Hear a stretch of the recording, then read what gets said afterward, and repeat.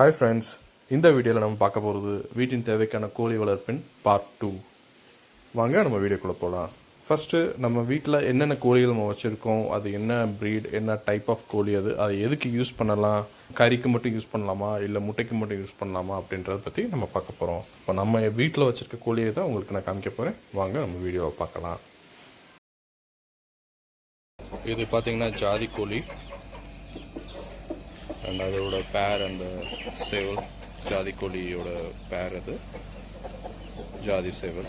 So இது பார்த்தீங்கன்னா இது சில்வர் ஃபாக்ஸ்ன்னு சொல்லுவோம், அந்த ஒரு வெரைட்டி இந்த கோழி. இந்த கோழி பார்த்தீங்கன்னா ஒரு நார்மல் நாட்டுக்கோழி, சித்துக்கோழின்னு சொல்லுவாங்க, நார்மல் ப்ரீட் அது. ஸோ இதெல்லாம் அந்த வெடை குஞ்சுகள் இதெல்லாம். ஸோ இது முட்டை பொறிச்சு ஒரு வாரமான சாதாரண நாட்டுக்கோழி தான் இதுவும். ஸோ இது பார்த்திங்கன்னா ஒரு 20 முட்டை 25 முட்டை வரைக்கும் இட்டது. இதில் நாங்கள் ஒரு 13 முட்டை அடை வச்சோம், ஒரு 12 முட்டை பொரிஞ்சது. 95% வந்து நல்ல ஒரு ரிசல்ட் கிடச்சிது. ஸோ அந்த அடை வைக்கிறது எப்படி முட்டையை சூஸ் பண்ணி அடை வைக்கிறதுன்றதை நம்ம நெக்ஸ்ட் வீடியோவில் சொல்லுவோம். இப்போ நீங்கள் பார்த்துட்ருக்கிறது நம்ம வீட்டில் இந்த கோழிகள் மூலிமா கிடைச்ச முட்டைகள் தான். ஒரு வாரத்துக்கு 12லேருந்து 18 முட்டைகள் வரைக்கும் நம்மளுக்கு கிடைக்கும். இப்போ அந்த முட்டை வகைகளை பற்றி பார்ப்போம். நாட்டுக்கோழி, இந்த ஜாதி கோழி, அதோட இந்த சித்துக்கோழி, அப்புறம் வான்கோழியோட முட்டைகள். ஸோ இப்போ நீங்கள் பார்த்துட்ருக்கிறது பார்த்தீங்கன்னா இது வந்து சாதா நாட்டுக்கோழியோட முட்டை.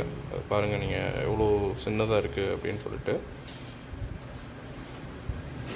ஸோ அடுத்து நம்ம பார்க்க போகிறது அந்த ஜாதி கோழி.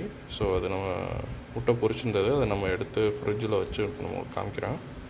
இதோட சைஸ் பாருங்கள், ரெண்டும் ஒரே கலர் தான், பட் சைஸ் வந்து கொஞ்சம் வேரியண்ட்டாக இருக்கும் உங்களுக்கு.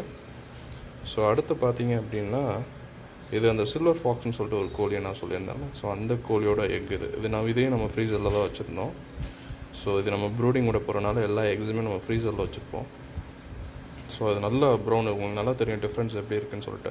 ஸோ இதோட எக்கும் பார்த்தீங்கன்னா உள்ளே இருக்க அந்த எல்லோ யாக் வந்து பார்த்திங்கன்னா இன்னும் ரொம்ப டார்க்காக இருக்கும். அண்ட் தென் இந்த வெரைட்டி பார்த்திங்கன்னா இது வந்து வான்கோழியோட எக் இது.